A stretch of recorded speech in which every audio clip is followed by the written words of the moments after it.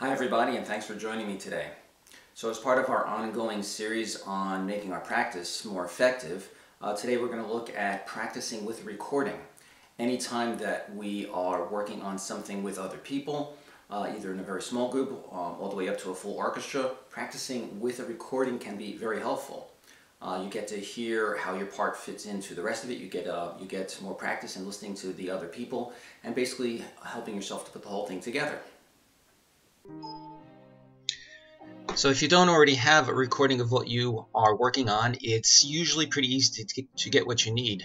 One good source as always is Amazon.com. In this case, I've pulled up a selection of recordings of the item that we had playing in the introductory sequence of this video. It's the Piano Quintet Opus 44 for piano and string quartet. If, for instance, I selected this recording here, and let's check on the MP3 music selection.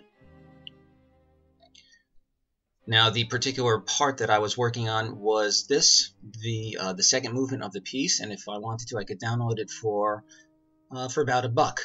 If I wanted, excuse me, if I wanted the entire selection, all 4 movements, it would be, as you see, only $4. So it's easy enough to get a recording of what you need.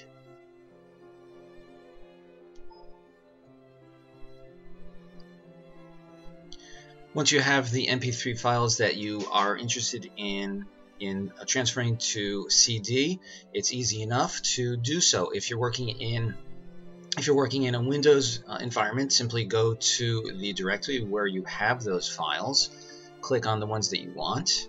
Let's say I want this particular one called the Schumann Club Arriaga 2. This is actually a recording that my group made of a string quartet by Arriaga at a place called the Schumann Club. Anyway, so if I wanted to put this to a CD, I would simply click on that, then select Burn, and then follow the on-screen directions. It's pretty easy, really. If you prefer, there are other applications that will do this as well, but they have more bells and whistles and have more flexibility. But this should be adequate for what we're talking about here.